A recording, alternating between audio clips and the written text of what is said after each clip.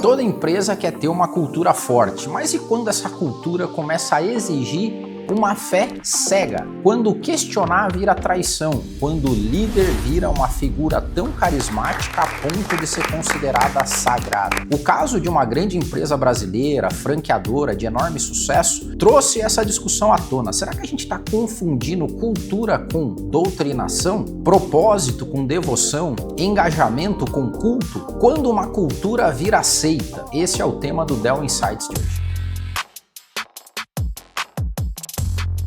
Bom, como a gente sempre fala aqui no Dell Insights, a busca por uma cultura forte nas empresas é um desejo da maior parte dos CEOs e empresários, porque definitivamente a cultura se tornou o diferencial estratégico dessas organizações. Mas aqui entre nós, alguns líderes se perdem nessa busca, na ideia de criar uma cultura que seja tão forte que acabam criando práticas extremamente excludentes e quase beiram a doutrinação. Então, antes da gente seguir, vamos entender um pouquinho o que caracteriza uma seita, e aí você faz aí uma avaliação para ver se o seu CEO, se você, CEO ou empresário, está transformando a sua cultura em algo quase doutrinatório. Primeiro, um culto à personalidade extremamente exacerbado. A gente já falou sobre CEOs ativistas, ou seja, as pessoas querem hoje se relacionar com outras pessoas, com causas. Então, por trás de todo o CNPJ tem sim um CPF de um empresário, de um empreendedor, com a sua história sendo contada. A gente até já falou aqui sobre as histórias mentirosas que alguns contam para criar uma narrativa, o storytelling. Qual que é o problema? Quando isso passa do ponto e o culto à personalidade desse líder começa a tomar tal forma que ele começa a se tornar uma figura sagrada. Rituais de cultura. É claro que a gente aqui também na Dell reforça o fato de que ter rituais de cultura agregam o time. O ponto é quando a simbologia desses rituais toma uma forma tão espiritualizada, uma forma tão doutrinatória que as pessoas já não sabem mais quando que aquilo se perdeu, ou seja, isso aqui é um ritual corporativo ou esse ritual tem outras coisas envolvidas com ele. Então, quando a gente começa a passar desse ponto, exagerar no ritual, você cria, assim, na cabeça das pessoas uma dúvida sobre o porquê esse ritual está acontecendo. Outro ponto é a ideia de família corporativa, de criar um grupo tão fechado que esse grupo começa a ser um grupo sectário. Nós e eles. Aqui nós somos totalmente diferentes, nós somos uma casta especial ou nós somos dotados de algumas referências, alguns conceitos, alguns dons e capacidades que o resto das pessoas não tem. Doutrinação emocional, a ponto de você criar pessoas que são excluídas do grupo porque não se adequam ou não se envolvem, não se engajam extremamente emocionalmente, passionalmente com tudo aquilo que está sendo feito. Essas pessoas que não se envolvem, passionalmente, elas são excluídas e você cria uma doutrinação emocional e um estado de medo e de exclusão. E em último ponto, o controle total, que é o controle da vida privada dos colaboradores, onde a cultura se estende de uma tal forma a ponto de querer controlar as coisas que você faz no teu horário extra-trabalho. Como que você se veste, como que você comporta, que época que você engravida, se engravida ou não. Esse ponto, quando a gente chegou com todos esses fatores, você corre o risco sim de estar transformando a cultura da sua empresa numa seita, num culto. E de onde veio tudo isso, né? Na virada do milênio e principalmente com a era digital, a era da informação, a era da colaboração, a gente viu a tal da cultura de tribo. Não sei se você percebeu, mas as empresas que chegaram, principalmente as de tecnologia, começaram a criar o conceito de tribo dentro delas. Então o Google chamava os Nuggers, a Apple tinha os Think Differents. Imagine que aqui na Dell nós vamos ter os Dellzers, entendeu? Porque essa ideia de criar uma identidade de tribo facilitava a adequação do símbolo e dos aspectos e princípios culturais. Isso porque todo ser humano tem uma necessidade de identificação, de participação como grupo. Essas empresas começaram, inclusive, contratando pessoas mais jovens, adolescentes, como estagiários, os jovens querendo pertencer, e essa lógica de tribo entrou como uma luva, encaixou como uma luva. Eu preciso me sentir parte. E o efeito tribo cumpria esse papel à risca. É extremamente tentador para qualquer CEO e empresário, principalmente os mais vaidosos e que começam a se expor com um certo nível de notoriedade, é extremamente tentador ter um grupo fiel de seguidores que seguem tudo o que você diz. Mas aí, quando a paixão cega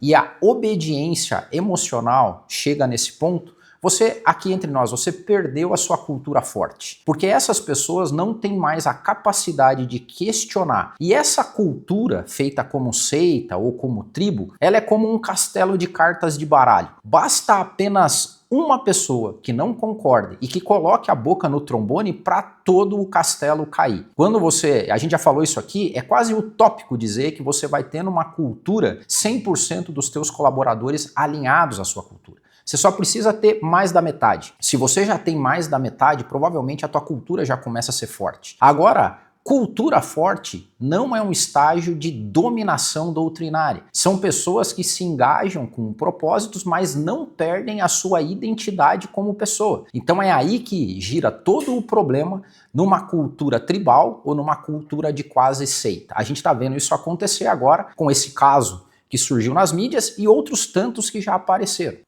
Bom, vamos lá então para as dicas práticas de como você, CEO empresário, constrói uma cultura forte sem a necessidade de criar uma seita aí, como você, como grande guru. Primeiro, os teus propósitos, objetivos, eles têm que ser compartilhados e não impostos. As pessoas devem aderir voluntariamente à cultura da empresa e não serem forçadas doutrinariamente a seguir nela. Por isso que recrutamento e seleção por fit cultural é tão importante. Você não vai doutrinar pessoas a acreditar no que você acredita e nem ter uma imposição. Então, lembrem-se, as pessoas precisam se engajar voluntariamente à cultura. Jamais pode ser uma cultura imposta às pessoas e principalmente aquelas que não têm fit cultural nenhum com a sua cultura. O ponto 2 é que a diversidade na sua empresa deve ser real e não simbólica. O que eu quero dizer com isso? Uma boa cultura promove unidade de propósitos, mas não uniformização. É péssimo para uma cultura onde todo mundo se veste igual, fala igual,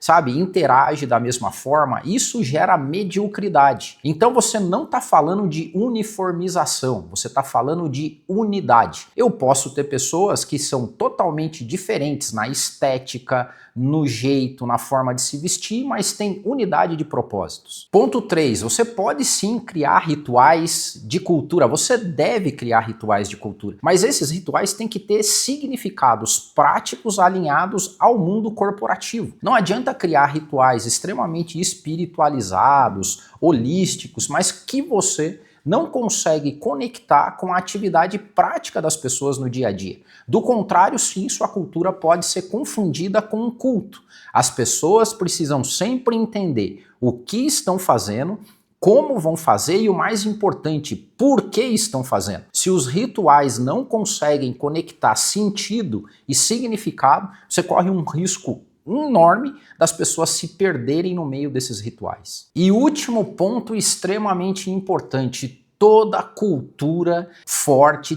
tem canais de comunicação por todos os lados, não só de cima para baixo, mas o mais importante, de baixo para cima. Você precisa constantemente ouvir os seus colaboradores e principalmente as percepções deles sobre o dia a dia do trabalho, sobre as coisas como são feitas, como os relacionamentos estão acontecendo. Então, em resumo, uma boa cultura não apaga a individualidade das pessoas, muito pelo contrário, ela preserva a essência das pessoas que voluntariamente se engajam numa cultura corporativa e não são forçadas emocionalmente a serem doutrinadas e quando não fazem isso são excluídas do propósito, são excluídas dos rituais e por fim são demitidas com aquela moita que a gente sempre fala aqui, não se encaixou no fit cultural. Que fit é esse? Que cultura é essa? A cultura é o sistema operacional da sua empresa, mas quando ela começa a exigir lealdade incondicional, uniformização das pessoas, doutrinação, exclusão, você virou um culto, você virou uma seita, uma tribo sectária. Ela definitivamente deixou de ser cultura, isso não é mais cultura, é sim uma seita ou um culto. Então, empresários, tomem nota. Engajamento é o seu maior ativo. Pessoas engajadas à sua cultura são o seu maior ativo. Mas se elas fizeram isso por doutrinação, forçação de barra, você não tem uma cultura e você corre um sério risco de cancelamento institucional. Se você tem dificuldades de construir um projeto estratégico que cria uma cultura que não tenha nenhuma relação com culto ou seita, uma forma metodológica, estruturada, profissional, séria, você precisa conversar conosco. Nós somos a Dell Consultoria, nós somos experts em cultura organizacional. Os contatos estão aí, um dos nossos consultores vai ter um prazer enorme de te visitar, entender o teu cenário e desenhar como uma alfaiataria a cultura que vai se encaixar no seu momento, no seu mercado e alinhada aos objetivos estratégicos do seu planejamento. Para terminar, quero agradecer a comunidade que a gente já está gerando em torno do Dell Insights. Você que segue a gente, que comenta, que dá feedbacks. Então deixa eu fazer um pedido para você, ajuda a gente. Se inscreva no canal, clique no sininho aí para você receber sempre o nosso conteúdo antecipadamente e compartilhe com aquelas pessoas que estão vendo valor agregado na sua cultura, nas suas competências a partir do Dell Insights, beleza? Um grande abraço, até o próximo Dell Insights. Você está feliz com a cultura organizacional da sua empresa? Já imaginou o conselho aprovando seus planos? Suas equipes com alta performance superando metas? Toda a sua empresa alinhada, comprometida? Cultura é o maior ativo da sua empresa, porque cultura ninguém copia. Para construir uma cultura forte, você precisa de um parceiro forte. Dell, a melhor consultoria de cultura organizacional do Brasil.